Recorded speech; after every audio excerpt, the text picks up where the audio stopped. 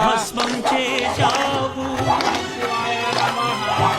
నా కంటి దీపమల్లి కనిపించి వెళ్ళావు